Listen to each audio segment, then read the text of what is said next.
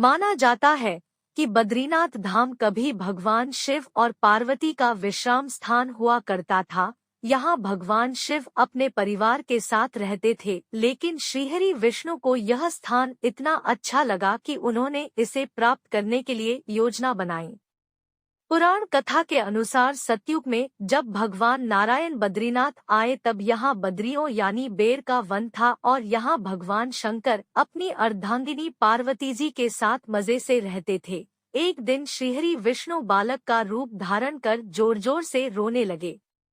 उनके रुदन को सुनकर माता पार्वती को बड़ी पीड़ा हुई। वे सोचने लगी कि इस बीहड़ वन में यह कौन बालक रो रहा है, यह आया कहाँ से और इसकी माता कहाँ है। यही सब सोचकर माता को बालक पर दया आ गई। तब वे उस बालक को लेकर अपने घर पहुंची। शिवजी तुरंत ही समझ गए कि यह कोई विष्णु की लीला है।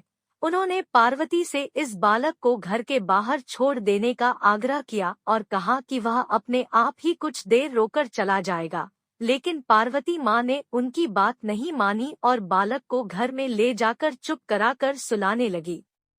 कुछ ही देर में बालक सो गया। तब माता पार्वती बाहर आ गई और शिवजी के साथ कुछ दूर भ्रमण पर चली गई। भगवान विष्णु को इसी पल का इंतजार था। इन्होंने उठकर घर का दरवाजा बंद कर दिया। भगवान शिव और पार्वती जब घर लौटे तो द्वार अंदर से बंद था। इन्होंने जब बालक से द्वार खोलने के लिए कहा तब अंदर से भगवान विष्णु ने कहा कि अब आप भूल जाइए भगवान, यह स्थान मुझे बहुत पसंद आ गया है, मुझे यहीं विश्राम करने दीजिए। अब आप यहाँ से केदारनाथ जाएं। तब से लेकर आज तक बद्रीनाथ यहाँ पर अपने भक्तों को दर्शन दे रहे हैं और भगवान शिव केदारनाथ में